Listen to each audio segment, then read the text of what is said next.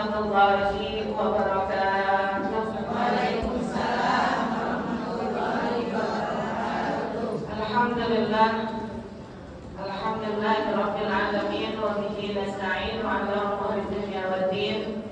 Sayyidina wa maulana Muhammadin wa ala alihi wa sahbihi ajma'in. Amma ba'du. Rabbi shrah li sadri wa yassir li amri wahlul 'uqdatam min lisani yafqahu qawli. Yang sama-sama kita hormati guru kita Ustazah Hajjah Ana Asana, guru kita Ustazah Hajjah Sumianti, ibu-ibu jamaah Majelis Taklim Jamiyatul Albab, yang mudah-mudahan langkah kita dari rumah menuju majelis ini dinilai sebagai satu ibadah oleh Allah Subhanahu wa taala. Puji syukur mari kita panjatkan kehadirat Allah Subhanahu wa taala yang telah memberikan kita berbagai macam nikmat-Nya sehingga siang hari ini kembali kita dikumpulkan oleh Allah di majelis ini. Salawat serta salam semoga selalu tercurah kepada Nabi kita, Nabi besar Muhammad Sallallahu Alaihi Wasallam. Semoga salawat-salawat kita menjadi sebab kita mendapatkan syafaat dari Nabi kita, baik di dunia maupun di akhirat. Amin amin ya rabbal alamin. Al-Fatihah ila hadratin Nabi Mustafa Rasulullah sallallahu alaihi wasallam. Summa ila sayyidatina Fatimah Zahra Sayyidina Ali bin Abi Thalib Sayyidina Hasan sallallahu alaihi wasallam wa la imam rasulin berjabat berbagi kehormatan yang memenuhi muqaddam Muhammad Abdullah bin Abdullah bin Abdul Rahman As-Segaf Syekh Muhammad Salim Muhajir Imam Bajal Ahmad Syekh Sultan Sumaila Habib Alam Al-Ghayyur Habib Ali Khalid Hasan Habib Jamal Habib Abu Bakar As-Sakran Habib Hamid bin Umar Habib Hasan bin Abdullah bin Alawi Al-Haddad Habib Ali bin Muhammad bin Hussein Al-Habshi Habib Ahmad bin Zain Al-Habshi Habib Husain bin Abu Bakar bin Habib Hasan bin Muhammad Al-Haddad Habib Ali bin Abdul Rahman Al-Habshi Habib Abdul Rahman bin Abdullah Al-Habshi. Summa ila Syekh Mahmud Yunus bebarakatihim Allahumma ta'alina futuh al-arifin wafta' alaina abwab al-faham warzuqna ilmu nafi' bebarakatihim Allahumma inna nas'aluka al-futuh wal-futuh wa tahhir qulubana bin nur hidayatik. Al-Fatihah. A'udzu billahi minasyaitonir rajim. Bismillahirrahmanirrahim. Alhamdulillahi rabbil alamin. Ar-Rahmanir Rahim. Maliki yaumiddin. Iyyaka na'budu wa iyyaka nasta'in. Ihdinas siratal mustaqim. Siratal ladzina an'amta 'alaihim ghairil maghdubi 'alaihim waladdallin. Amin. Ibu sekalian, alhamdulillah masih semangat ibu ya. Alhamdulillah Sabtu ini kembali kita dipertemukan di majelis ini. Kita ngebahas fikih lagi. Udah sampai mana Bu?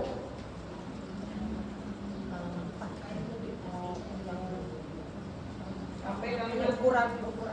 Oh, wal qalil ya. Berarti al-ma'ul katsir wal mutaghayyiru bi najasatin ya. Bismillahirrahmanirrahim.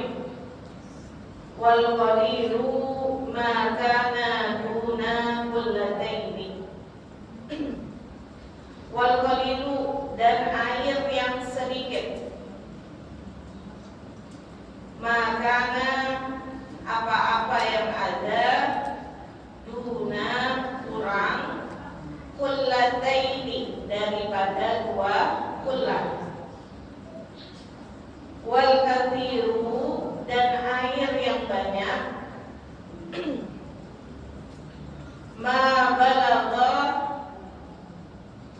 apa-apa yang mencapai kullataini, dua kullat, au aktsar, atau lebih. Kita udah membahas tentang 4 macam air ya Bu ya. Ada yang namanya air tahir, mutahhir. Air yang suci bisa mensucikan, atau dia air mutlak lah ya. Terus kemudian ada air suci tetapi tidak disucikan. Kemudian ada lagi air musyammas ya, yang suci pada zatnya bisa mensucikan tetapi makruh untuk digunakan, kan begitu. Itu namanya air musyammas, air di wadah besi yang terkena sinar matahari. Ketika dia masih dalam keadaan panas, maka air tersebut hukumnya makruh untuk digunakan, kan begitu.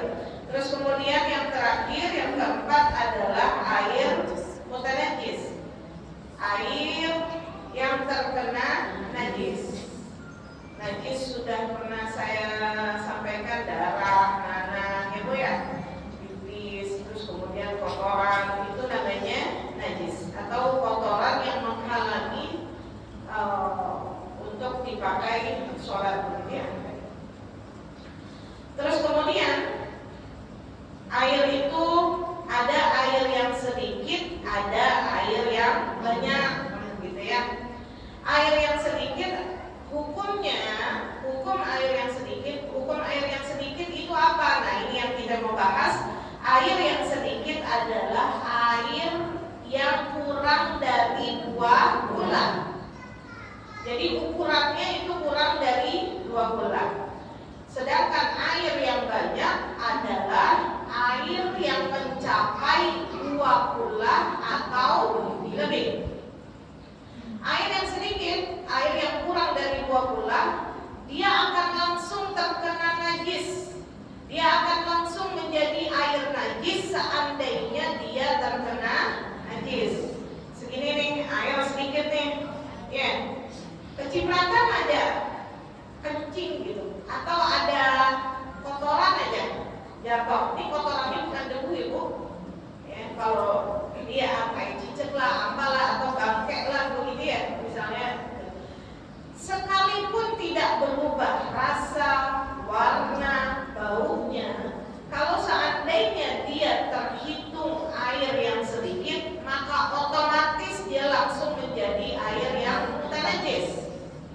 Sekalipun kita cium, nggak ada baunya, terus kemudian kita rasain gitu, nggak ada rasanya, sama dia kayak air biasa gitu. Kalau dia sudah terkena najis, air yang sedikit itu, maka hukumnya menjadi air mutanajis. Beda sama air yang banyak. Atau yang di sini dikatakan wal katsiru ma balagha qullataini aw aktsar. Air yang banyak adalah air yang mencapai 2 kula atau banyak.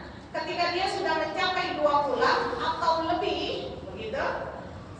Kalau dia terkena najis, masih bisa kita cerna dulu. Lihat warnanya gimana, rasanya bagaimana, baunya bagaimana.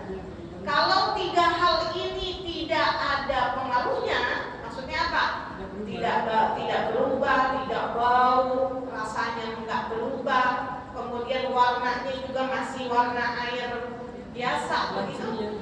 Makanya dia hukumnya tetap masih dalam keadaan suci. Contoh air timbang, ya Bu, air timbang misalnya. Kita lihat di dasarnya ada kotoran, gitu. Atau misalnya apa lagi? Kolam renang nih, kolam renang kan tuh banyak tuh. Ada yang pipis 1 orang. Bu kalau senang saya kucing nggak?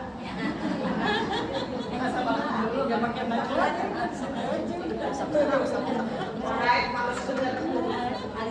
Nah, kalau air kolam renang gimana? Selama baunya, warnanya, rasanya tidak berubah, maka tidak dihukumkan air mutanajis, ya, maka masih bisa digunakan untuk bersuci. Gitu ya. Ini bedanya air yang sedikit dengan air yang banyak. Kemudian di sini ada perkataan 2 bulan.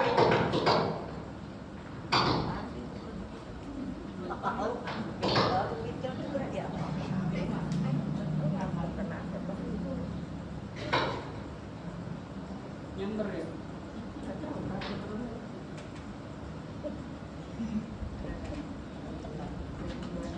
Sudah. Sekarang kita dari tadi ngebahas 20 hadis. Sekarang 20 itu ukurannya semana sih? Gitu ya.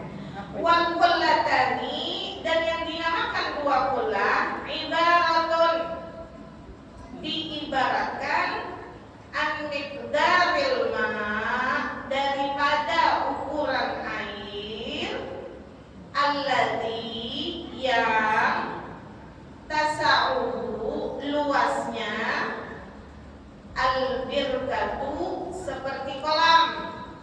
Kalau ini diibaratkan misalnya ada kolam tuh bak mandi, Bu. Birkah tuh semacam bak mandi atau kolam tempat gitu ya. Tuluha dira'un wa rub'un, panjangnya daripada kolam tersebut, tuluha, panjangnya, dhira' wa rubu', 1 hasta seperempat. 1 hasta itu segini. 1 hasta itu 1 lengan. 1 hasta itu segini, wa rubu', dan seperempat segini berarti. Panjangnya segini. Jadi kita belum pakai senti nih. Panjangnya segini. Wa arduha, dan lebarnya,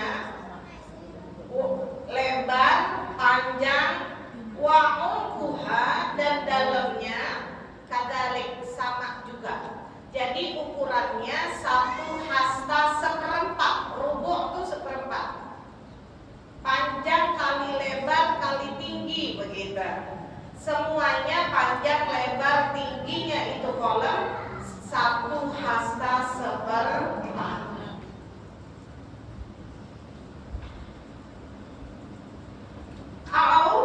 Atau tuluha, panjangnya, wa arduha, dan juga lebarnya, wa umquha, dan dalam kolam tersebut, nahu, sekitar sitina sentimetron, 60 cm.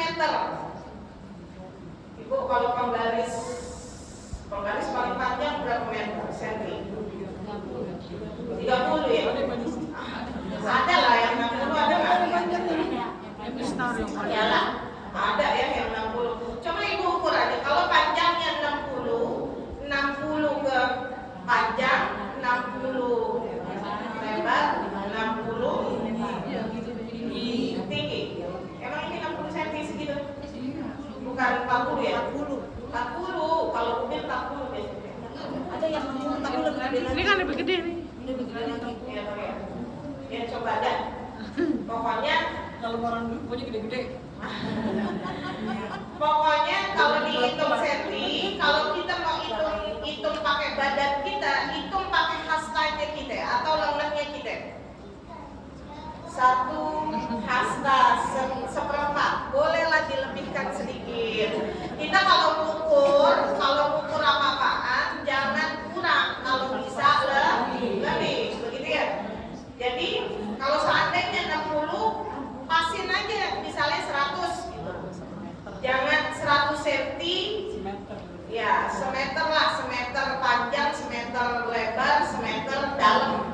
Tapi kalau mau dipas-pasin 60 juga nggak apa-apa, memang ya kaidahnya segitu, ukurannya. Wa huwa yusawi, yaitu yang sama diukur mi'ataini wa sittata asyara, 612 liter minal ma'i. Jadi yang setara dengan 216 liter air. Gue pikirin dah, 216 liter tuh air sebanyak apaan? Galon berapa liter? 5 ya? Ya itulah, banyak pokoknya. Pokoknya kolomnya gede aja ya, bukan kolomnya kecil tuh. Pokoknya 60 cm secara cm, 1 hasta seperempat, panjang kali lebar kali. Kalau sudah 216 liter atau kalau dilebarin, kalau luasnya yang tadi sudah kita bahas 1 hasta seperempat, maka itu disebut yang namanya 2 bola. Ibu di rumahnya masih ada kolomnya? Masih. Kalau sekarang orang banyak yang nggak pakai kolom kan, terang aja begitu. Ember ya. Kalau ember yang gede kali ada segitu. Ya, yang gede tuh yang kayak Pampayan. mungkin itu.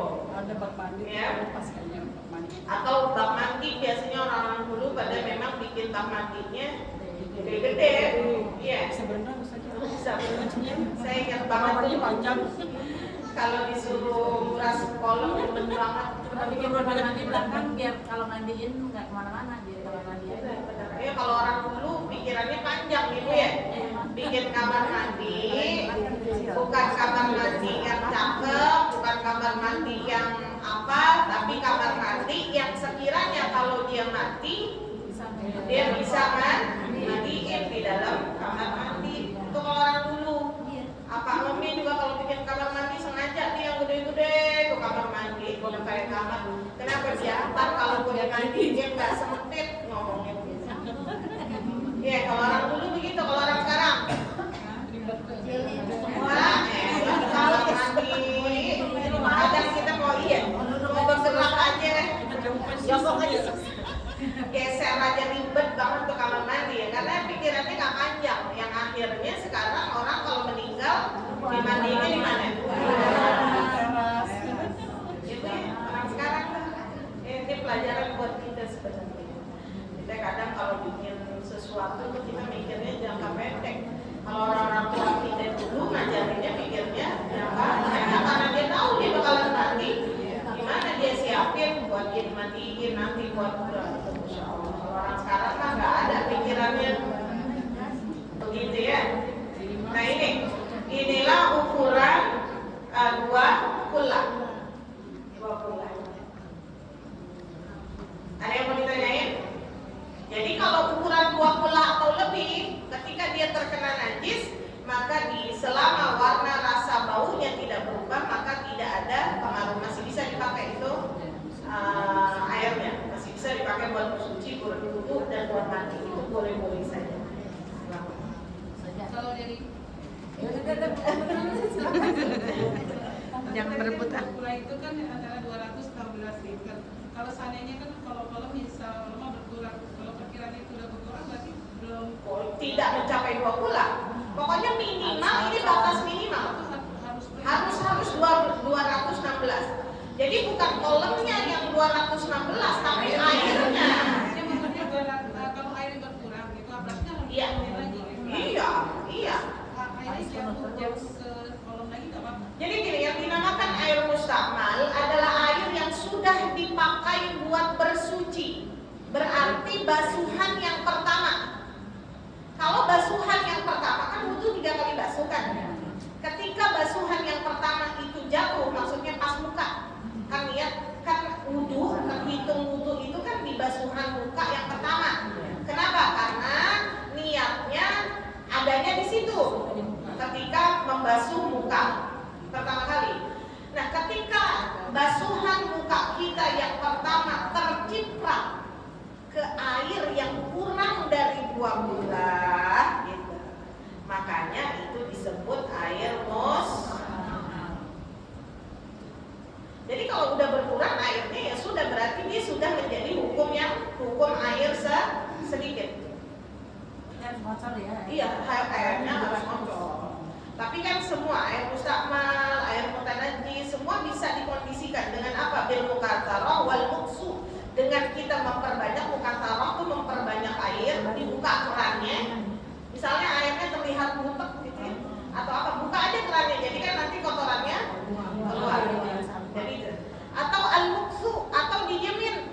Ada air ember, kita tahu nih nggak kena najis. Tapi ya karena memang ada kotoran, ada lumutnya, ada debunya gitu ya. Gimana caranya biar air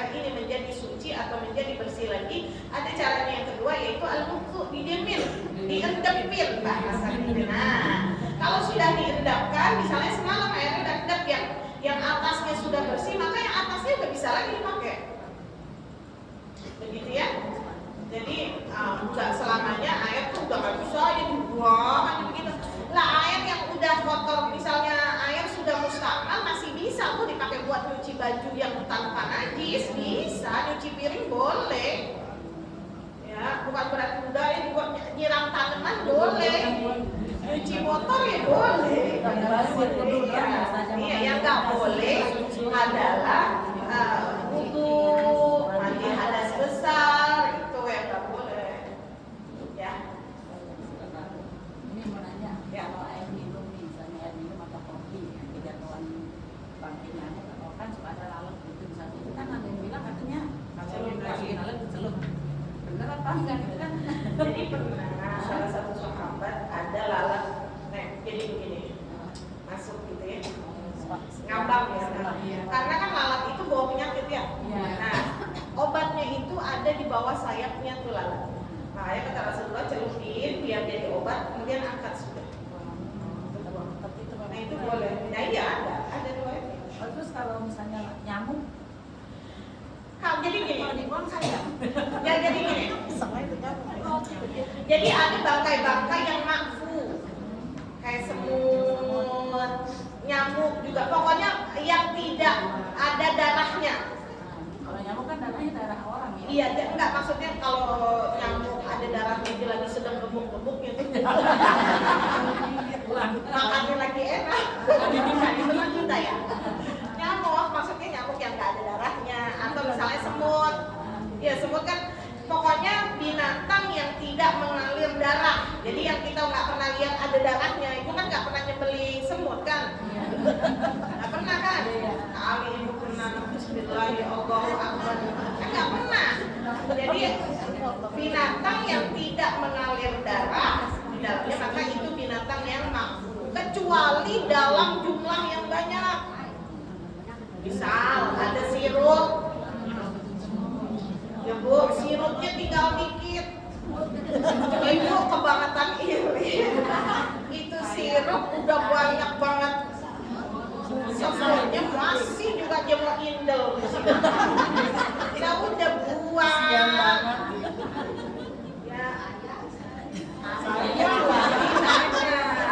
kalau timbang satu, kalau timbang satu gitu ya, misalnya kita lagi minum kopi ada nyamuk gitu terus gitu. Ya udah ambil aja itu nggak jadi masalah karena dia termasuk bangkai yang makfu, kecuali tikus juga enggak. Itu pasti izin. Oh gitu ya, gitu ya. Apa? Kalau ulet bulu mah gede lah. Gelasnya segini, ulet bulunya segini lah. Kan mesti bisa pakai logika itu kan kalau misalnya.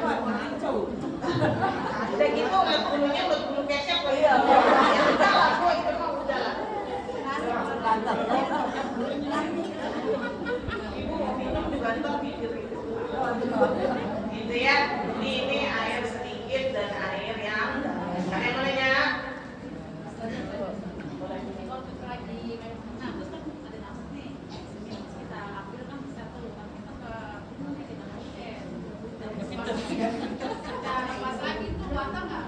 Jadi kalau seandainya ada yang mati posisinya, mati nggak?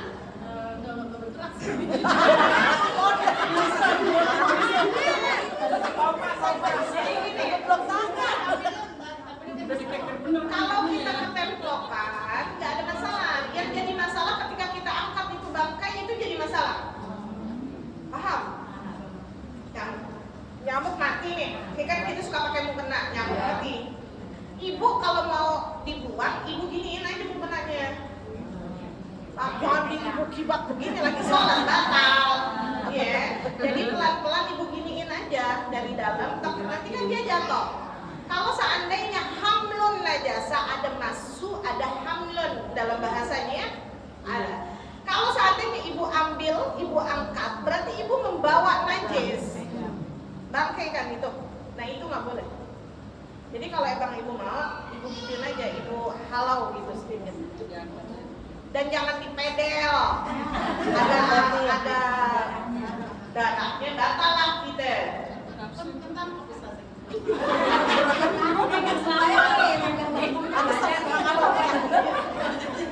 Ya makanya saya bilang besok kalau ada yang nempel, ngapain sih sholat nangkap nyamuk ya?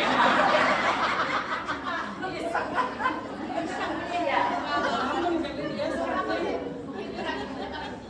Enggak lah, oh lagi zikir mah kan di luar sholat.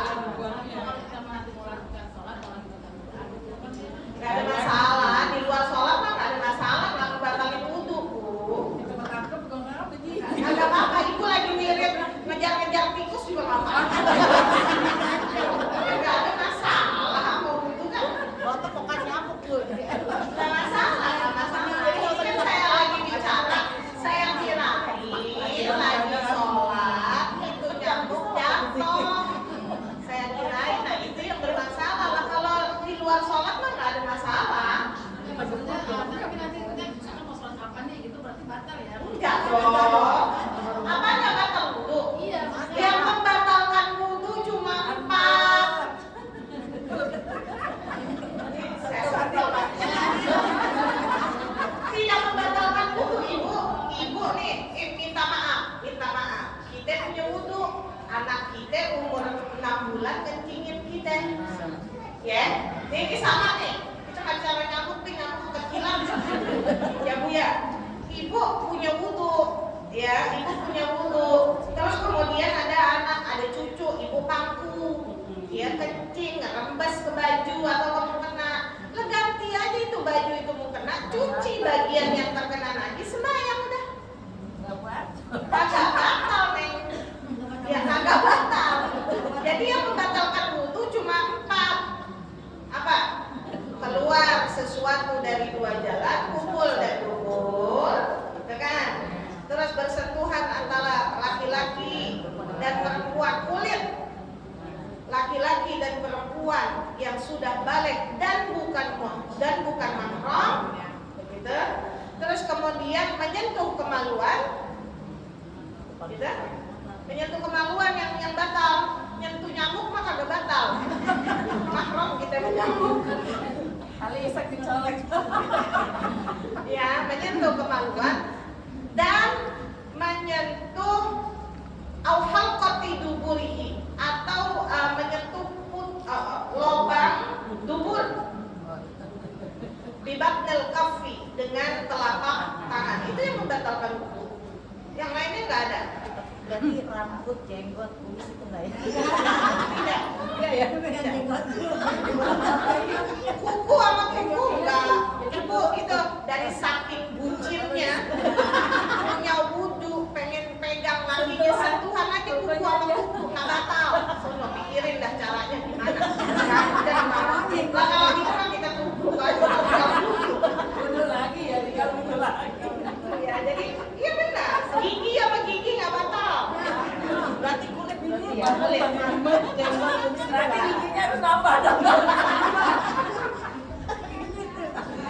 Gimana cara gigi yang lain kan suka iseng ustazah ya, kayak dikumisin apa jenggotin gitu. Iya, kalau kumis sama jenggotnya sampai terkena kulitnya ya batal. Ya maksudnya dia ya pasti jenggotnya kan sepanjang kita gitu. Iya, kan jenggot nanti kena kulitnya kalau mungkin Kalau jenggotnya panjang,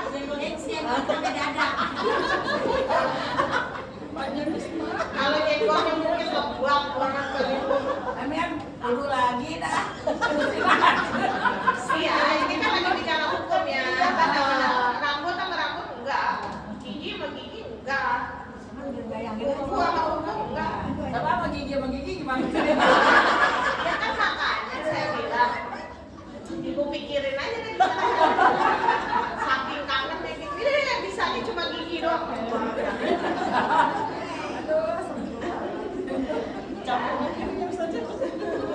Nggak usah dipikirin gitu.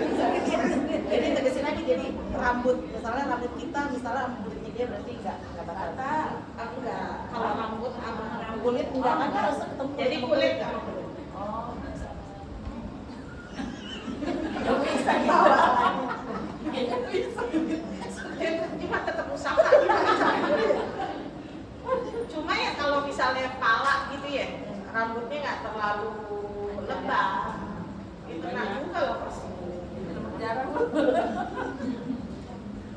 Sudah.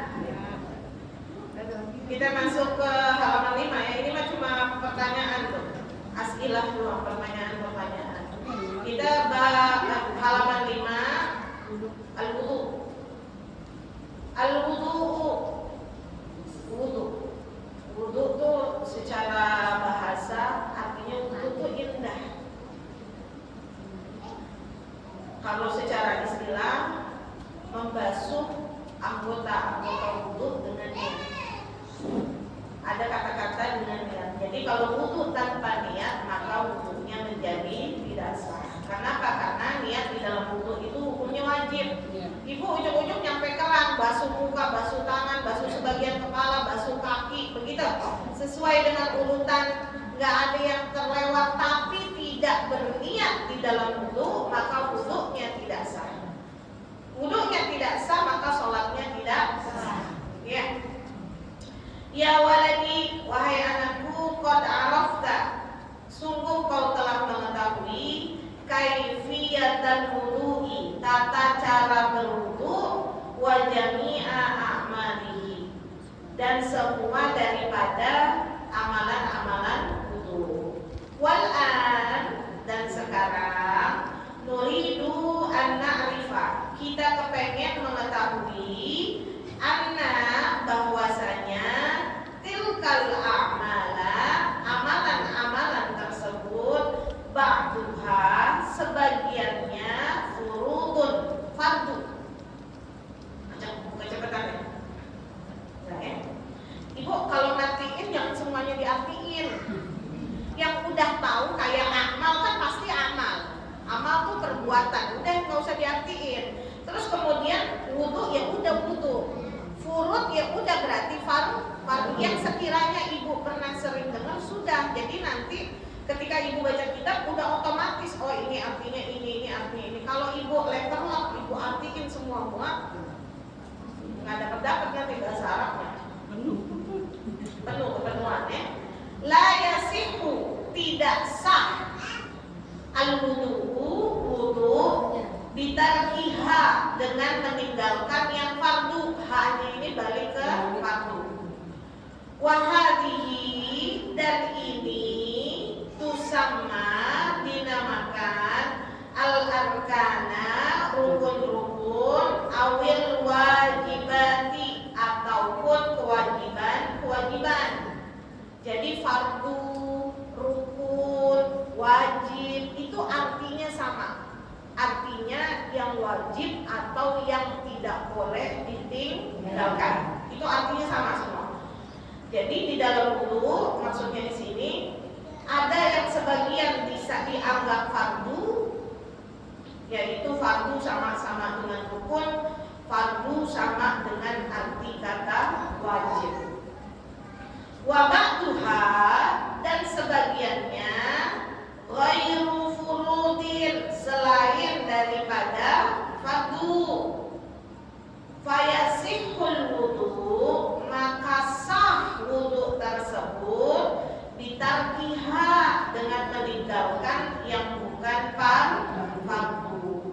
Walakinna, akan tetapi at-thawaba, pahalanya, alladzi, yang tanaluhu, yang didapat, minallahi, daripada Allah, aqallu, lebih sedikit.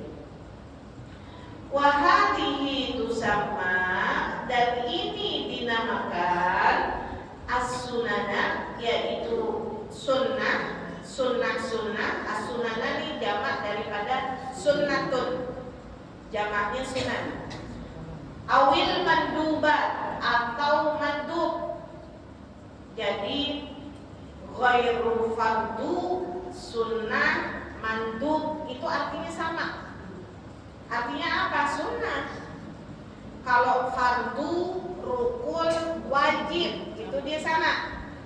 Kalau sunnah sama dengan mandub, itu artinya sama. Dua-duanya artinya sunnah. Jadi ini istilah-istilah dalam ilmu fikih.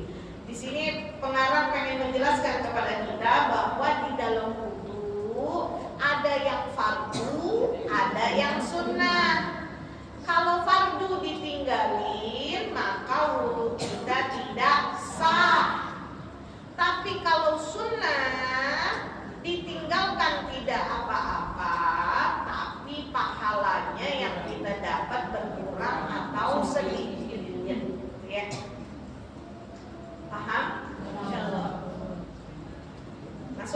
ke furudul wudu. Nah, ini udah ini ya. Furudul wudu'i, fardunya wudu. Kalau dikatakan fardunya wudu, berarti ini yang wajib dikerjakan saat wudu. Yang ini nggak boleh ditinggal. Selain yang ada di sini boleh ditinggal, tidak apa-apa, wudunya tetap sah, cuma mungkin pahalanya berkurang atau lebih sedikit, gitu ya. Yang wajib di dalam berwudu, wa furudul wudu'i, dan fardunya wudu, sittatun, ada 6. Apa itu? An-niyatu, yang pertama niat. Ini wajib nih, sekali lagi. Karena banyak orang yang wudu nggak pakai niat. Cuci muka aja, dia basuh tangan sampai siku, dia basuh sebagian kepala, dia basuh kakinya, udah selesai. Dia nggak pakai niat. Ingat, di sini tidak. Niat bukan saat buka keran, bukan. Bukan saat cuci tangan, bukan. Orang bayangkan gini, Bu. Sambil. Iya, sambil buka keran, nawaitul wudu'a li raf'il hadasil asghari fardhan lillahi ta'ala. Salah. Bukan di situ tempatnya niat kita dalam berwudu. Niatnya wudu itu ketika air pertama kali menyentuh muka. Jadi tempatnya niat di dalam berwudu ketika basuhan pertama kali pada muka kita. Coba dicek wudunya kemarin-kemarin, niatnya pas kapan? Tuh. Niatnya pas kapan? Cuci tangan lagi kebanyakan. Kebanyakan orang nggak paham pas cuci tangan. Iya, cuci tangan. Pas cuci tangan. Cuci tangan itu sunnahnya kita baca bismillah justru di situ. Bismillahirrahmanirrahim. Itu sunnah di situ. Baca bismillah. Pas kita lagi nyuci kedua belah telapak tangan, itu sunnahnya baca bismillah. Tapi kalau yang namanya niat, nawaitul wudu'a li raf'il hadasil asghari fardhan lillahi ta'ala. Jadi ibu kalau wudu gini, nawaitul wudu'a. Jadi ketika air pertama kali nyentuh muka, disitulah ibu mulai niat. Nawaitul wudu'a li raf'il hadasil asghari fardhan lillahi ta'ala. Jadi titik startnya ketika kita niat adalah ketika air pertama kali menyentuh muka. Kalau dalam Safinatun Najah jelas kok, inda ghasli awwali juz'in minal wajhi. Ketika air pertama kali menyentuh muka atau ketika membasuh muka yang pertama kali, maka disitulah tempatnya kita berniat di saat kita wudu. Fatanwi biqalbika raf'al hadasi. Fatanwi, maka niatlah biqalbika, dengan hatimu, raf'al hadasi, mengangkat hadas. Jadi nawaitul, saya dari tadi nawaitul ghusla dulu ya. Nawaitul wudu'a, saya takut salah. Nawaitul wudu'a atau nawaitu raf'al hadas, boleh. Gak bisa saya niat wudu karena Allah lillah, karena Allah subhanahu wa ta'ala, selesai. Boleh. Jadi gak usah dipikirin itu nawaitu wudu li raf'il hadasil asghari fardhan lillahi ta'ala, jangan dipikirin. Nanti ibu kagak wudu. Saya niat wudu karena Allah, selesai. Boleh udah begitu. Hafal Bu. Ya kan? Kalau saya niat wudu karena Allah kan udah gampang aja. Kan kalau kita disuruh nawaitul wudu'a li raf'il hadasil asghari fardhan lillahi ta'ala. Di sini pengarang kita buat ngingetin kita, fatanwi biqalbika, maka niatlah dengan hatimu raf'al hadasi, mengangkat hadas, au tanwi fardhal wudu'i, atau engkau berniat fardhal wudu'. Talaban liridha'illah, talaban mencari ridha'illah, mencari ridha Allah. Jadi itu ya.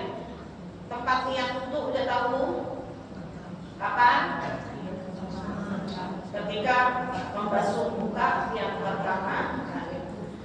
Kemudian yang kedua, daripada fardu wudu, yang kedua adalah ghuslul wajhi. Yang kedua adalah membasuh muka.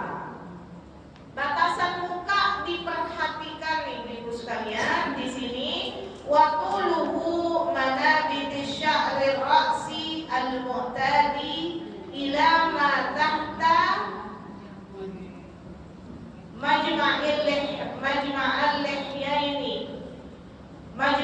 lahyaini di sini.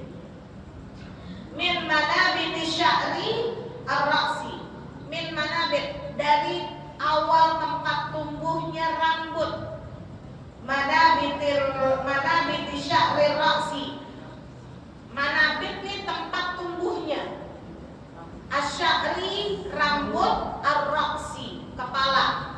Jadi mulai dari awal tumbuhnya rambut di kepala yang wajar, al-mu'tad ini yang biasa atau yang wajar, ila ma tahta majma'al lihlain. Susah banget ya Bu ya. Ila sampai ma tahta apa-apa yang di bawah majma'il lahyaini, bertemunya lehyan janggut. Mulai dari tumbuhnya rambut, Ibu coba di Ibu raba, tumbuh rambutnya di mana? Yang normal. Yang normal. Ini karena ada kata-kata mu'tad yang biasa. Jadi yang normal. Jadi mulai dari, jadi kalau rambutnya botak kan ini yang jadi masalah. Masa dia mau sampai ke belakang, kan maksudnya itu sampai ada kata-kata mu'tad di sini yang biasa, yang normal, yang wajar. Ya, yang wajar di mana itu mulai tumbuhnya rambut? Ya di sini, di atas jidat, mulai dari anak-anak rambut. Ya, mulai dari tumbuhnya rambut sampai ketemunya dua lehya. Lehya itu gini ya? Dagu. Sampai bawahnya ya Bu. Karena ini termasuk muka. Ya, ini bukan termasuk muka. Jadi kalau wudu itu batasannya itu agak dilebihkan biar nanti bercahaya di akhirat ya. Jadi sampai ini, sampai sini, sampai dagu, ya, kemudian sampai dagu, terus kemudian wa'atuhu tuluhu, ini panjangnya ya, panjangnya mulai dari tumbuh rambut sampai dagu, terus kemudian wa'atuhu, dan secara datar minal udhunil yumna, daripada mulai telinga kanan sampai mulai telinga kiri. Ibu dipegang kupingnya, ada yang kecil-kecil nih, pentil kuping ya. Jadi mulai dari sini sampai sini. Ini batasnya secara abdon, secara datar. Kalau secara dari atas ke bawah, mulai dari tumbuhnya rambut sampai dagu, mulai dari telinga kanan sampai telinga kiri, boleh dipegang, diraba-raba. Nah itu batasnya. Kebanyakan orang dari saking syar'inya,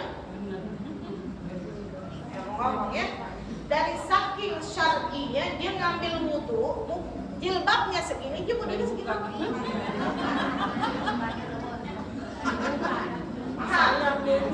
Dari saking syar'inya, nggak mau terlihat auratnya. Kalau nggak mau terlihat aurat, cari tempat yang tertutup, wudu. Tetap nggak ada Bu yang namanya kita di tempat umum. Kalau memang kita merasa wudu di tempat umum, terus kemudian kita tidak mau terlihat, basahin aja jilbabnya, nggak apa-apa. Kenapa dengan jilbabnya basah? Kita basahnya buat wudu. Kalau misalnya begini, banyak orang laki gitu, udah aja basuh aja, yang penting semuanya terkena daripada anggota muka kita yang wajib di gitu ya. Jadi batasan membasuh muka mulai dari tumbuhnya rambut, dari atas sampai dagu, terus kemudian dari hidung dari kuping kanan ke kuping kiri. Ya, itu batasan mukanya. Jadi mulai dari tumbuhnya rambut, ini diperhatiin Ibu. Jadi kalau wudu tuh gini. Tuh. Gini. Jangan ngambil dari bawah ke atas, jatuhnya nanti mustakmal. Ibu ngambilnya dari atas ke bawah. Nih, jadi kalau ibu ngambil begini, ini nih pikiran, sampingnya, ini tai mata, ini nih semuanya mesti dibersihkan, ya, semua mesti bersih. Terus kemudian nih lipstik, alis yang tebal, mesti disela-sela. Ibu yang alisnya tebal, yang kan ada orang yang alisnya sampai tebal begitu ya, itu mesti disela-sela. Yang pakai eyeliner yang waterproof, tapi nggak waterproof. Waterproof tuh anti air. Kalau udah dikatakan anti air, kan berarti nggak masuk air. Nanti ada tuh SPG-nya ngomong, enggak Bu, merek ini mah walaupun waterproof air tetap masuk. Lah kena banget gitu dibohongin. Nggak ada yang namanya waterproof itu masuk. Bulu mata palsunya. Kenapa? Karena bulu mata palsu kan dilem kan. Lemnya itu tidak masuk air. Eyeshadow, foundation sekarang banyakan yang anti air. Jangan kita udah dandan cakep saking sayangnya udah aja duduk di atas make upnya. Udah gitu wudhunya nggak mau dibesek lagi di jalanin doang begitu.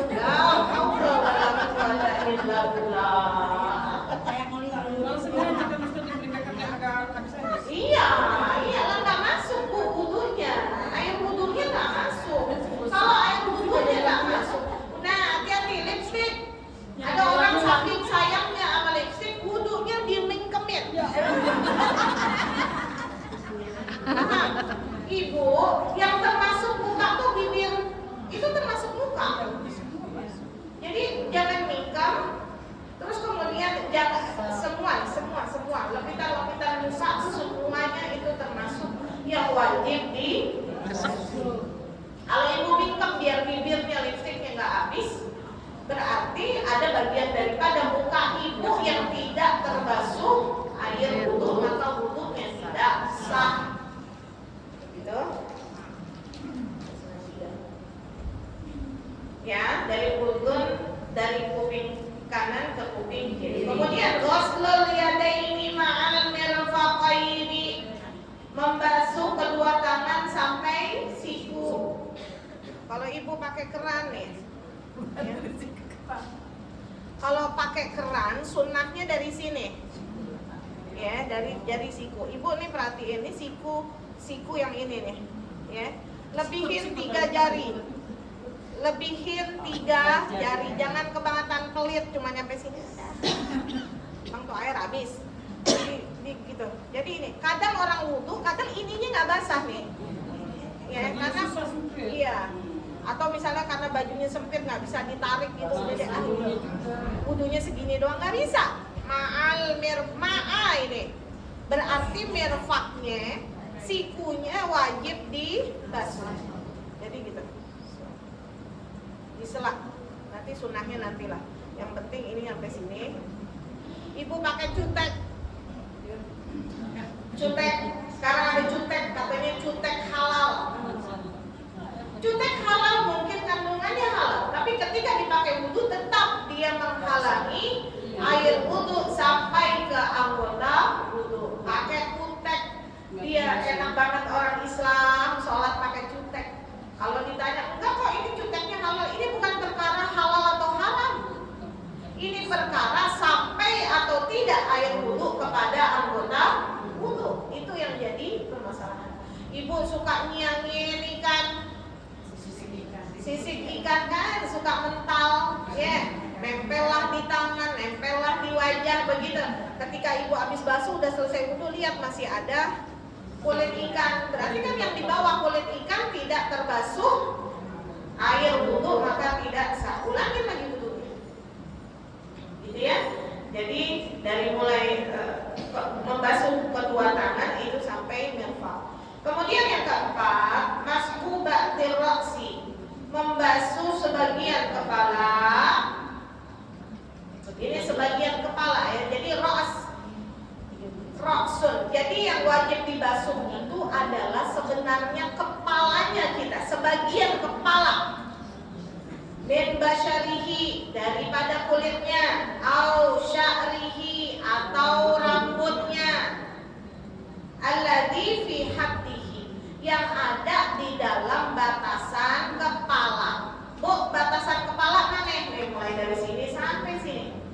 Berarti rambut yang sudah lewat daripada batasan kepala maka tidak boleh dibasuh.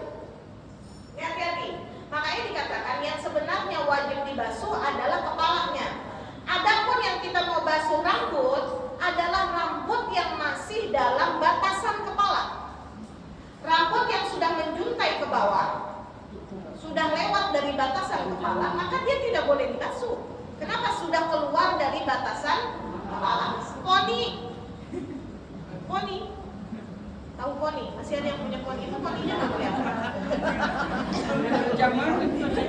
Udah nggak ada zamannya lagi ya. Poni yang ke arah depan, maka itu tidak boleh dibasuh. Kenapa? Karena poni jatuhnya ke depan, dia berarti bagian dari muka. Begitu ya? Jadi yang boleh dibasuh mana? Kalaupun ibu mau basuh rambut adalah rambut yang di area kepalanya kita. Bukan rambutnya panjang-panjang. Orang dulu biasanya rambutnya panjang-panjang. Enggak kali sekarang berbeda metal-metal. Masih ya? Iya. Kalau yang panjang misalnya sampai ini, jangan ibu lojorin yang di ujung iketan rambut. Misalnya ibu rambutnya panjang, ujungnya aja gitu ibu basah-basahin. Nah, sah karena apa? Dia berada di luar area luar batas kepala. Walaupun dia numbuhnya dari kepala, tapi sudah di luar batasan kepala. Dan yang kelima, ghuslur rijlaini ma'al ka'bain. Yang kelima, membasuh dua kaki ma'al ka'bain, beserta dengan mata kaki. Tahu mata kaki yang mana? Yang di pinggiran ya? Ya. Yang di pinggiran itu batasnya dilebihkan lagi sedikit. Jadi kalau ngebasuh kaki bukan sampai dengkul, Bu. Ada orang di mana-mana dia basuh kaki sampai dengkulnya. Enggak. Kaki batasannya cuma sampai mata kaki. Ya, pergelangan kaki. Taruhlah kalau mau agak lebihin 3 jari setelah mata kaki. Betis ke bawah sedikit. Gitu ya, itu boleh dilebihkan sampai situ. Kalau sudah sampai betis ke atas itu udah israf, udah buang-buang air, itu udah israf, pemborosan namanya. Dan yang terakhir, at-tartibu fi af'alil wudu kama dzakarna. Tertib sesuai urutan. Fi af'alil wudu, pada perbuatan wudu kama dzakarna, sebagaimana yang telah kami sebutkan. Jadi yang keenam adalah tertib sesuai urutan. Habis muka tangan, habis tangan sebagian kepala, habis sebagian kepala kaki, nggak boleh dibalik. Kaki dulu, tangan dulu, kepala dulu, nggak boleh. Ya, jadi tertib itu bagian daripada rukun wudu atau fardunya wudu. Ibu, yang 6 ini nggak boleh ditinggal. Ibu harus ngeh nih, ini 6 ini adalah perkara yang wajib di dalam wudu. Maka ini tidak boleh ditinggal. Niatnya, basuh mukanya, basuh tangan sampai siku, basuh sebagian kepala, kemudian kaki sampai mata kaki. Kemudian tertibnya, ini adalah fardu wudu yang hukumnya wajib untuk dikerjakan, tidak boleh ditinggal sama sekali. Paham? Baik, ya, boleh nanya. Ya.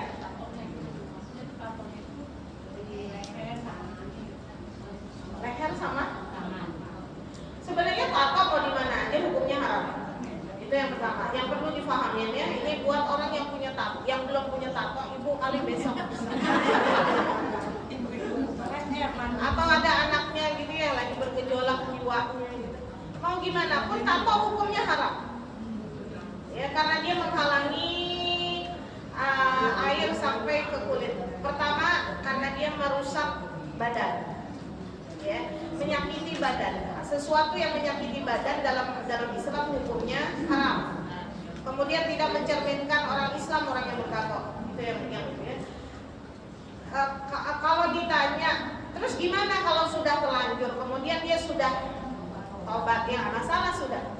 Tidak wajib juga dia untuk menghilangkan tato tersebut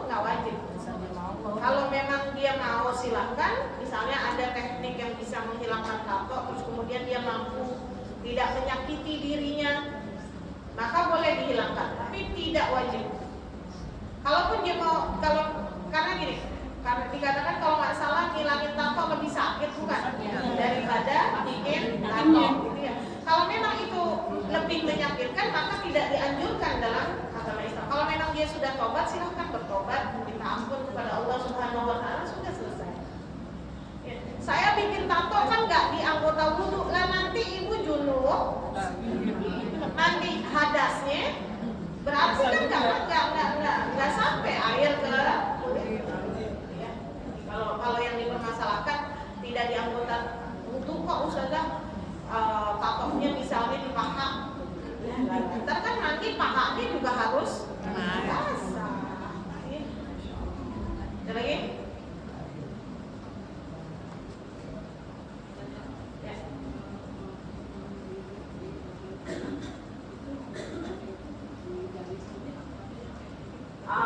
Nah itu yang tadi saya katakan. Kalau dari keran, sunnahnya atau dianjurkannya oleh para ulama dari sikutnya. Jadi misalnya ini keran, jadi kita begini. Awalnya dari sini.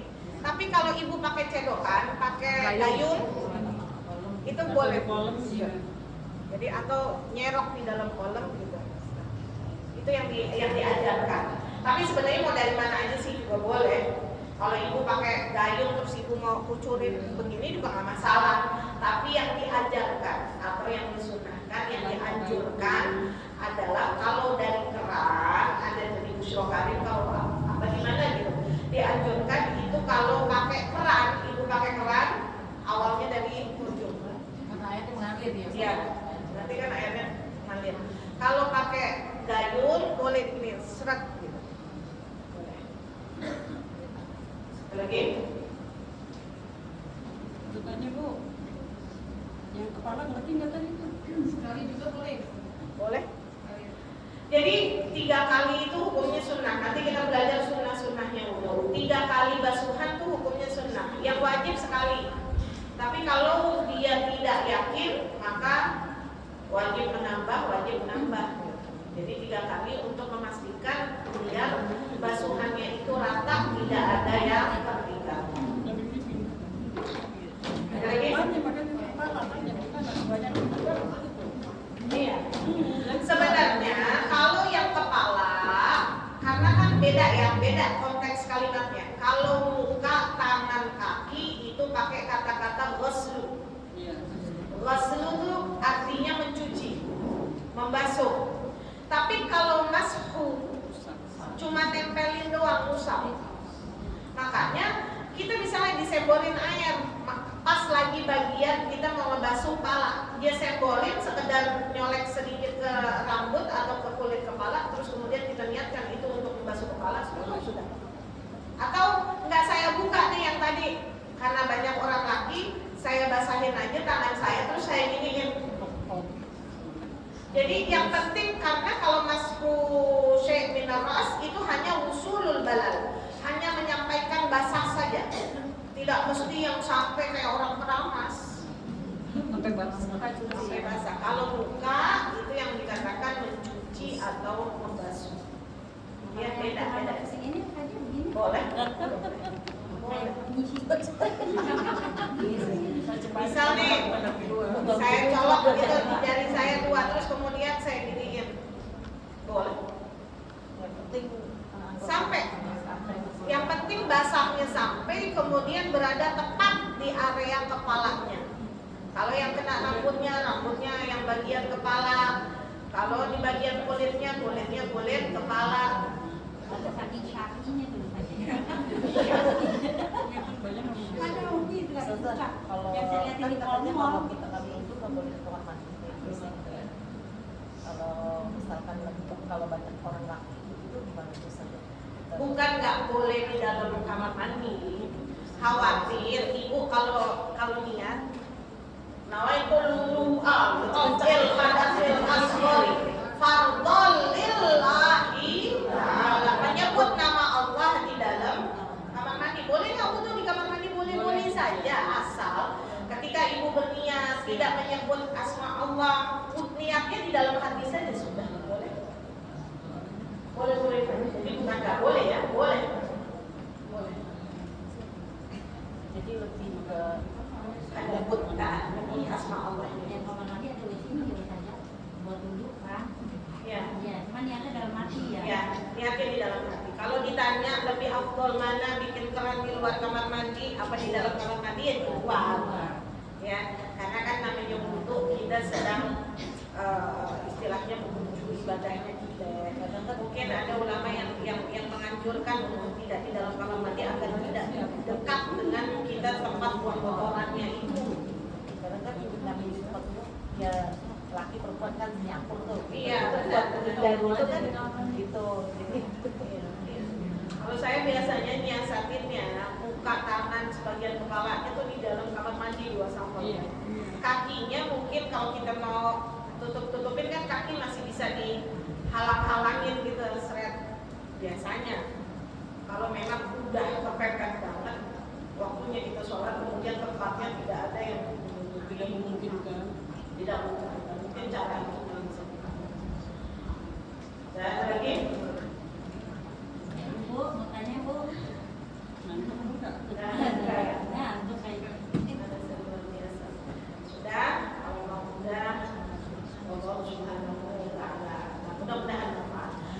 Ya Maulana ya Mujib ya Hadir Allah ya Mujib. Tawassalna ilaika bil Habib yakti hajatuna tariq. Mudah-mudahan apa yang kita pelajari hari ini manfaat.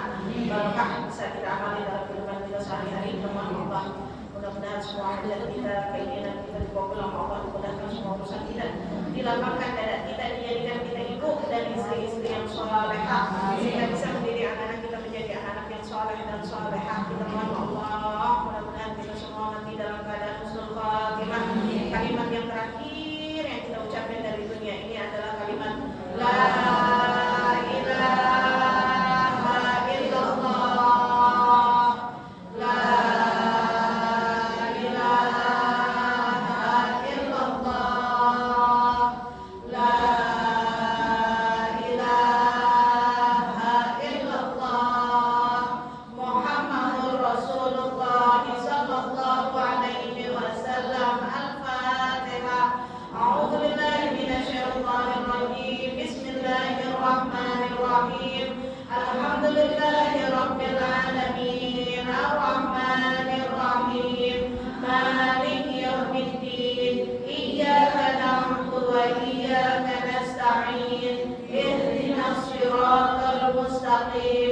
صراط الذين